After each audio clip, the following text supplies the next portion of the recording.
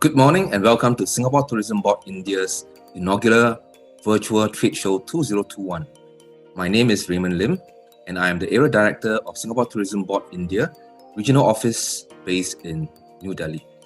Let me first start off by wishing all of our valued trade partners and stakeholders a happy new year, and we remain very hopeful of the restart of travel and tourism, and we look forward to working with you in planning and getting ourselves ready for tourism recovery in 2021. I would like to share with you a destination update on Singapore and some of the newer and refreshed tourism offerings available. But before that, let me share with you a video on how you can imagine your next visit to Singapore will be like. Please enjoy the video. How would you reimagine travel?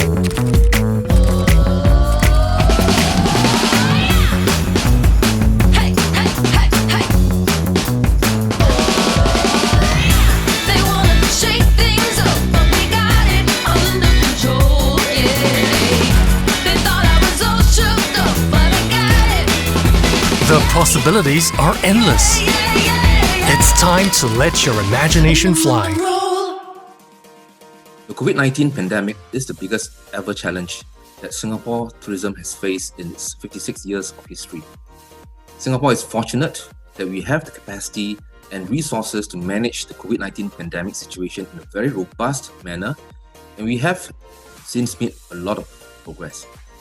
Singapore is amongst the countries that perform the highest number of tests per million population, and we have also one of the world's lowest COVID fatality rate.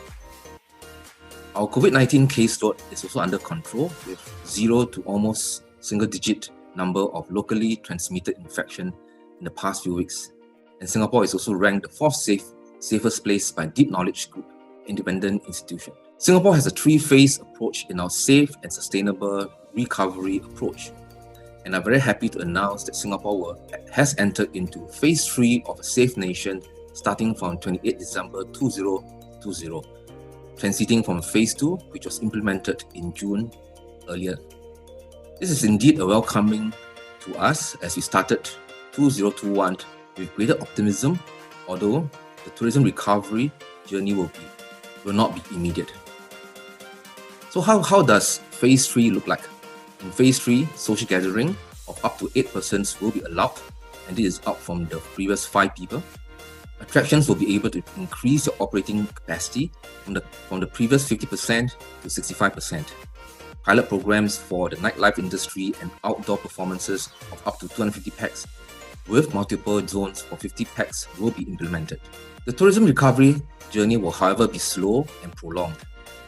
Singapore Tourism Board has been closely engaging industry stakeholders and the associations to carefully plan for the reopening and recovery of our tourism industry from the onset of the crisis. The road to recovery will be all-rounded and will require the effort of STB along with Singapore stakeholders, both in-market and in Singapore. The progress made in the resumption of more activities are a result of various enablers. We continue to be disciplined with continued adherence to safe management measures such as small group sizes, safe distancing, temperature checks, wearing of masks, keeping up personal hygiene standards. And secondly, by expanding our testing capacity to be able to diagnose cases early, screen all individuals at risk, and also piloting the use of pre-event testing.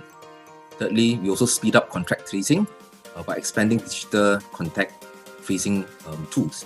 And lastly, we also ensure that there's sufficient healthcare capacity as Singapore reopens our economy and borders in a safe and sustainable manner. We're also taking a very, very cautious view on reopening our borders with the necessary safeguards in place. There are already some travel arrangements in place. 5 are unilateral with countries like New Zealand, Brunei Darussalam, Vietnam, Australia, and China.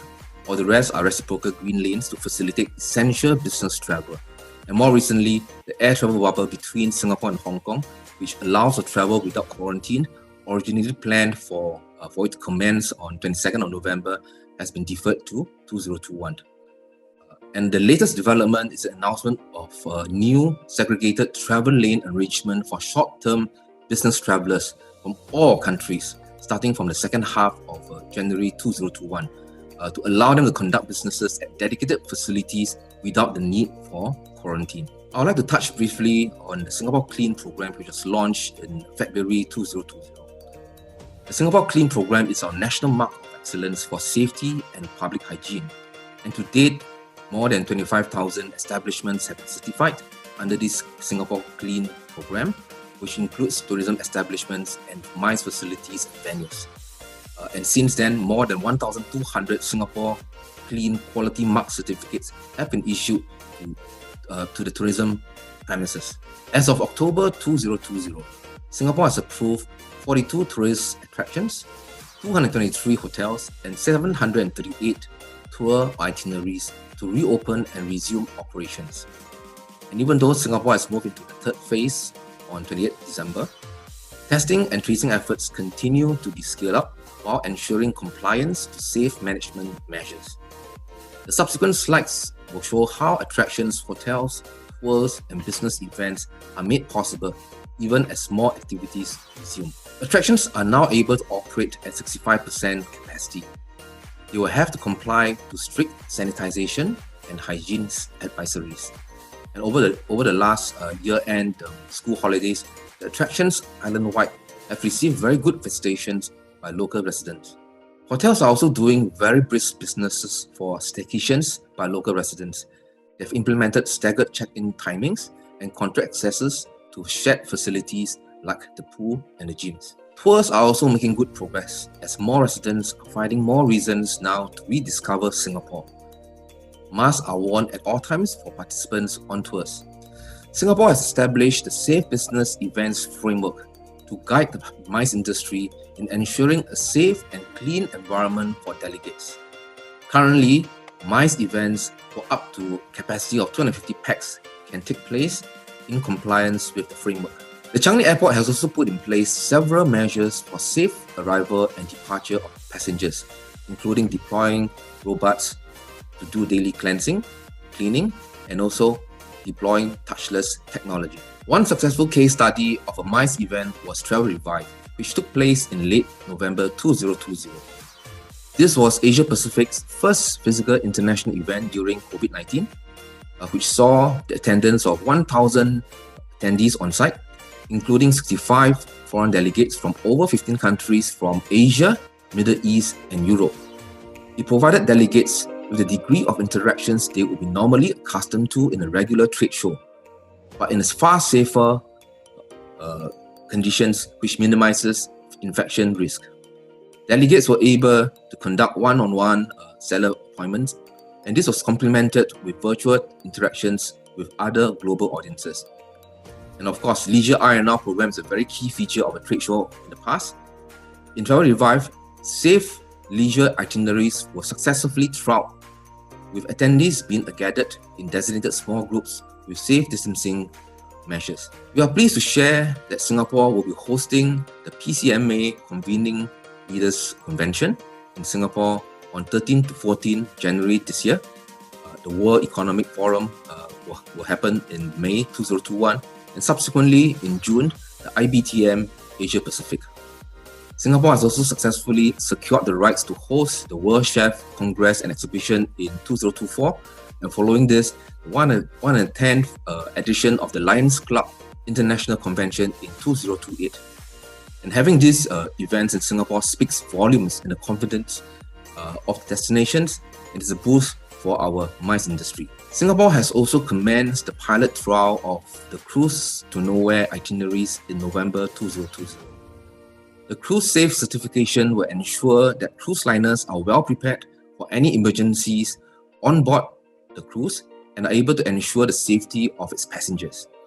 Both Genting Cruise Lines, World Dream, and Royal Caribbean International Quantum of the Seas have been receiving overwhelming response by local residents. We all know that Singapore cruises have been very popular among Indian travelers. The Singapore Tourism Board has a Cruise Development Fund support program to help travel agents to promote Singapore cruises with pre- and post-stay program in Singapore. Under this program, Singapore Tourism Board will co-invest up to 50% in the agent's marketing plan and packaging of the pre- or post-stay itineraries in Singapore. And we believe this support program will be very useful when travel and tourism restarts, as you can expect travelers to likely have a longer length of stay in Singapore, to maximize their overseas travel and to consume their experiences at a more leisurely pace. So please do reach out to us for more details of the Cruise Development Fund to help you restart your business plans to promote Singapore cruises. India is one of the key source market of business traffic to Singapore, particularly for the meeting and incentive travel segment. There are 4 programs which Singapore Tourism Board has customized to meet the needs of corporates, event planners, and delegates, and catering also to different group sizes. These schemes are catered specifically to help them to plan better and pitch more confidently should Singapore be a destination of choice. The In-Singapore Incentives and Reward Scheme, in short called Inspire, caters to small groups and offers the group a choice of free experiences, while the Business Event in Singapore program caters to large groups, offering the corporate financial support to improve their program. The Singapore Miles Advantage program is a bundle of value adds offered directly to the delegates, while the Special Travel Agent Reward Scheme is a monetary award to the MICE agents for securing the group for Singapore. So please do reach out to us for more details on the various MICE support schemes, and we're very confident that the MICE movement from India to Singapore will rebound strongly when travel resumes, due to the high confidence in Singapore's destination and our track records having been named as the best meeting city, country, and destination for 2019 by ICA, UIA, and CVEN. Our hotel industry continues to remain bullish, and a pipeline of 8,600 hotel rooms are on track and will be delivered across various categories, offering a wide range of differentiated hotel experiences. New experiences continue to be developed, and one of the latest being the Hydro Dash, Singapore's first floating water park at Palawan Beach at Sentosa. Singapore's dining scene continues to innovate with immersive, unique, and Instagram-worthy dining experiences. And I'm happy to inform that the F&B scene has rebounded strongly, especially in the luxury dining sector. We know the Indian travelers are drawn to the wide selection of Singapore local cuisines. We're happy to update you that in December 2020, Singapore's hawker culture has been recognized and added to UNESCO's list of intangible cultural heritage and humanity. This gives us another reason to delight your customers in the next visit to Singapore. We want to encourage our trade partners to sign up for a free account on the Tourism Information and Services Hub. This is a very useful digital resource to help businesses get real-time information and access to a wide range of photos and images. Trade partners who are keen to learn more about marketing can register their interest with us directly. This service provided is free. We also want to be able to share updates with our trade partners in a swift and direct manner. In August 2020, Singapore Tourism Board India has launched our very own WhatsApp business channel as an added communication platform. So do subscribe by scanning the QR code or click on the link in the slide.